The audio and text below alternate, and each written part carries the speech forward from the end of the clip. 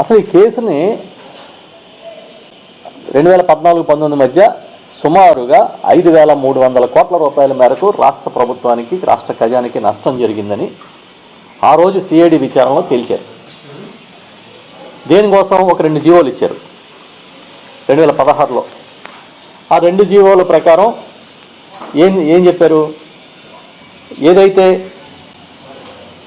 వీళ్ళకి ఒక ఫీజు మినహాయింపు ఇచ్చారో ఆ ఫీజు మినహాయింపు కానీ, అదేవిధంగా 20% అదనపు రేట్లు అమ్ముకోవడానికి అనుమతి ఇవ్వడం, 14 కొత్త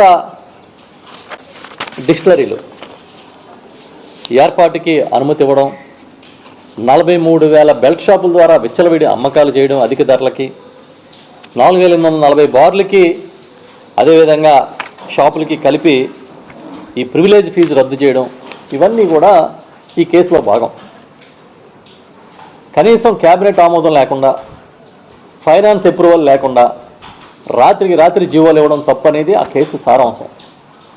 ఈ కేసుల్ని కొట్టేయండి, స్క్వాష్ చేయండి అని చెప్పి ఆ తర్వాత చంద్రబాబు నాయుడు గారు వారి మనుషులు హైకోర్టుకి వెళ్ళారు. హైకోర్టు ఇది కొట్టేయలేమని చెప్పింది. సుప్రీంకోర్టుకి వెళ్ళారు. సుప్రీంకోర్టు కూడా దీన్ని కొట్టేయలేదు. కానీ ఇప్పుడు ఎవరు కొట్టేస్తున్నారు? చంద్రబాబు నాయుడు గారే కొట్టించేసుకుంటున్నారు.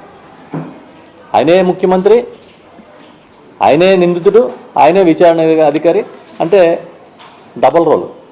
ఒక సినిమాలో ఒకే యాక్టర్ దొంగలా యాక్ట్ చేస్తాడు, పోలీసులాగా యాక్ట్ చేస్తాడు.